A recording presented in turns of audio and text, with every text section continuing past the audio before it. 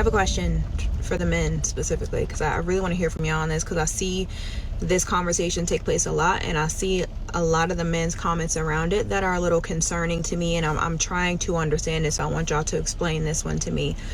Ooh, that's good. You done clicked on the video, so I'm already knowing you with the vibes. As you come in, hit that like button and hit that subscribe button. So today we got a young lady asking a question about a woman with a hypersexual past. Is it fair for her to now want to go abstinence and deny all the gentlemen that want to have intercourse with her going forward? I believe that's the question that she's trying to ask, but let's get into it. But I was thinking about it a little further, so yeah, I want to ask y'all.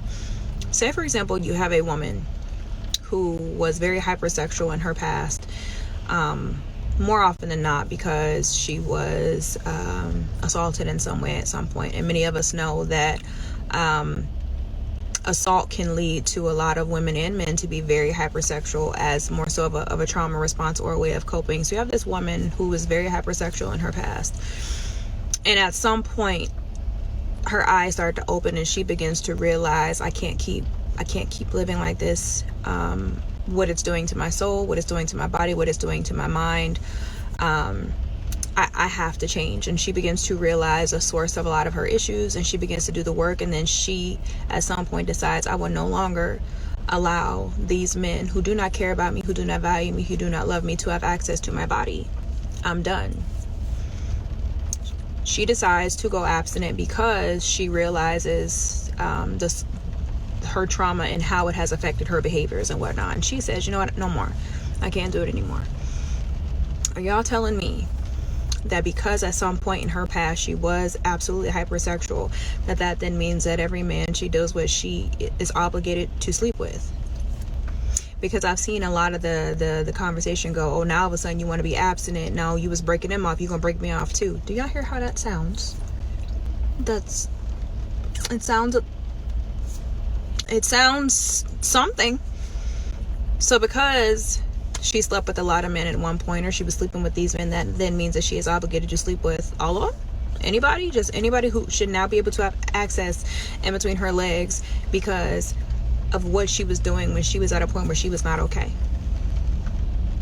I want to make sure that I'm understanding what it is that's being talked about here, because the thing about it is, women aren't the only ones who struggle from being hypersexual because of something that happens to them. I actually think this is why a lot of people are incredibly hypersexual, and everybody is so freaked out, because everybody is sex is being used as a coping mechanism on the man's part and the female's part. So you have men who I have heard say, I just had to stop.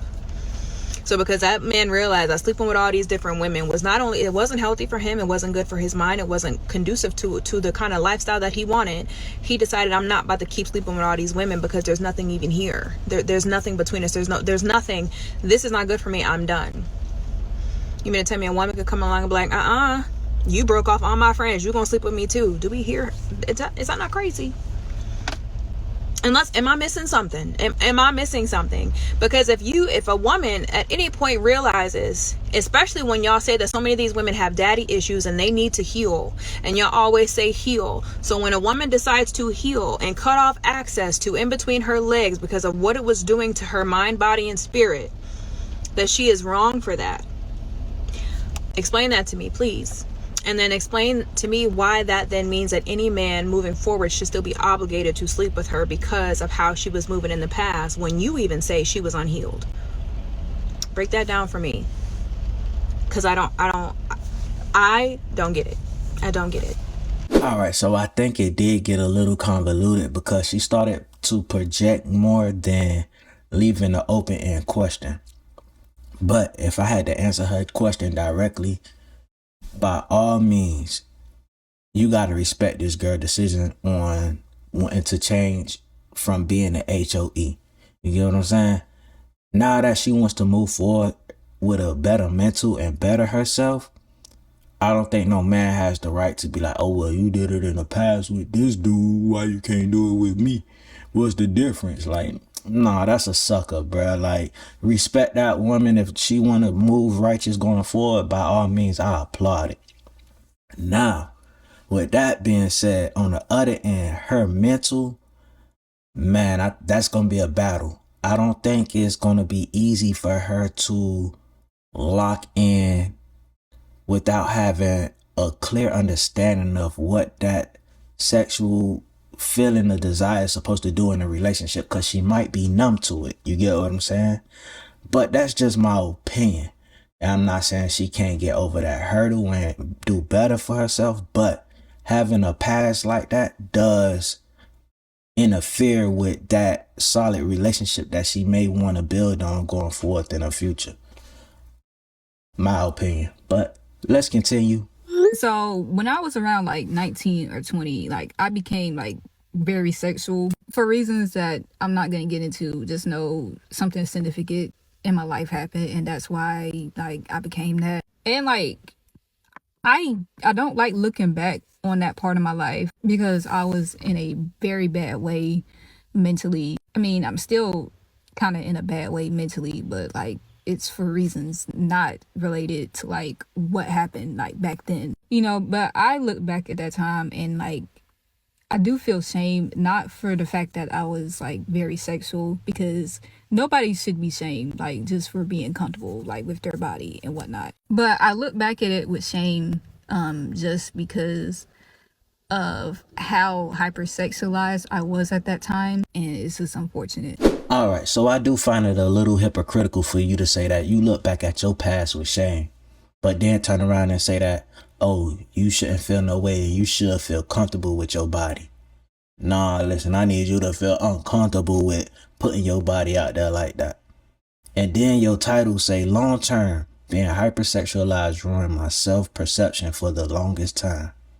Yeah, I can only imagine.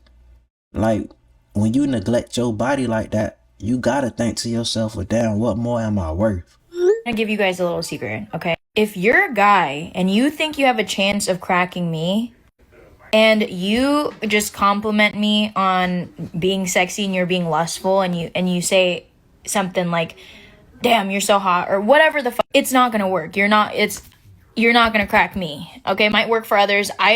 I don't think it will, but just telling you right now, it's not gonna work, okay? Because I already know that I'm not attracted to lustful men, okay? What I am attracted to is, look, you gotta look at it from this perspective, okay? I got mommy daddy issues. Okay, I'm just put it right there. If you acknowledge me, praise me a little bit, have an actual conversation, acknowledge all the cool things that I do. I've accomplished so much in my life. I'm 23 years old. If you can see all of that, it just make me feel seen, you might have it in the bag. For some reason, it's so impossible for you guys. I don't know, because I've been celibate for God knows how long now, and you guys just don't seem to get it. Like, I feel like it's easy, but apparently it's not easy for you guys. I feel like I'm an open book. You understand how it's that hard to just see a normal human. Yeah. See, she not leading with her body, nor is she leading with sex. A man gonna recognize that and be like, okay, you know what? This might be potential. This might be something I can build with. And don't be trying to let people trick y'all into thinking that being ran through is a bad thing. It's really not. If you ain't got at least 50 or 100 bodies, then you really not experienced.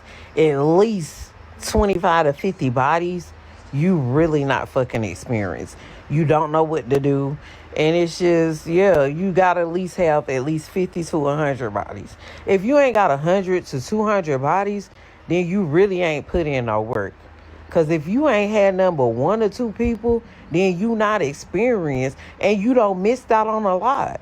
So, yeah, if you ain't got at least 200 to 300 bodies, then, yeah, you really ain't experienced. You need to get your bodies up because, yeah, it's so many different styles out here. It's big ones, little ones, small ones, fat ones, thin ones.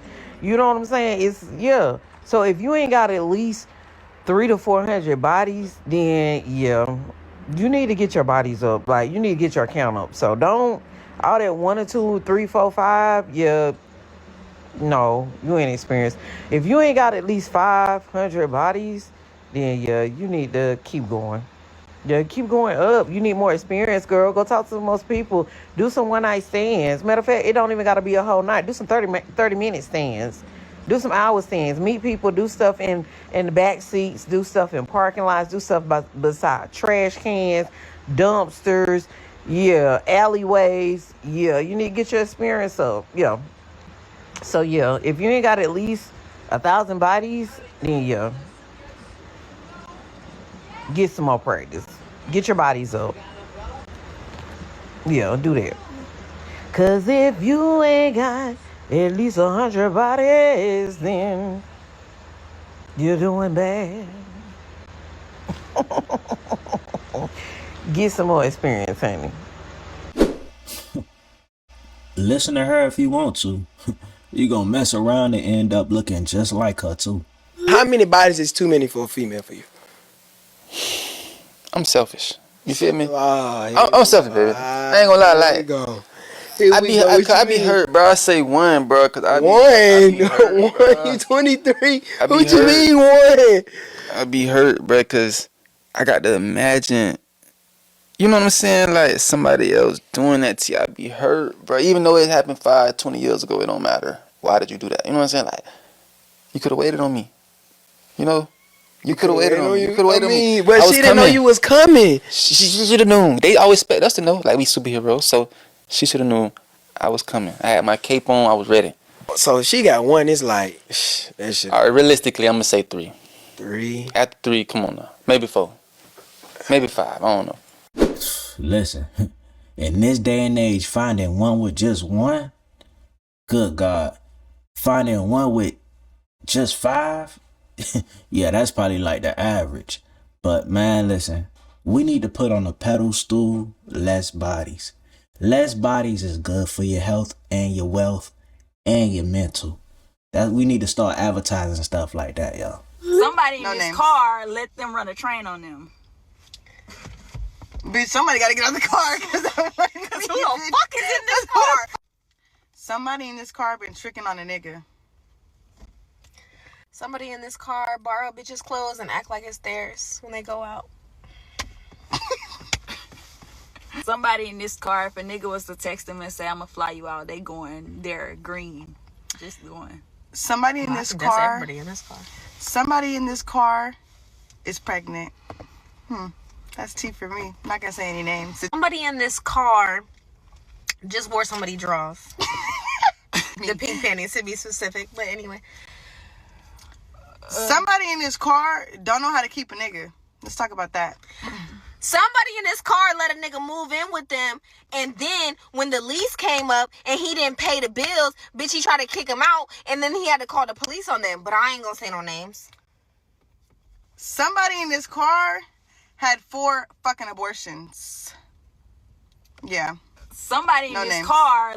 Somebody in this car need to change their life right now. Somebody in this car need to find some real friends, cause yeah, they not real friends.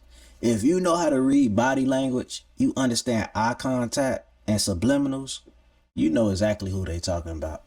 I was talking to the homegirl and I was like, if a nigga go in the shower and the water is consistent, that's not your nigga.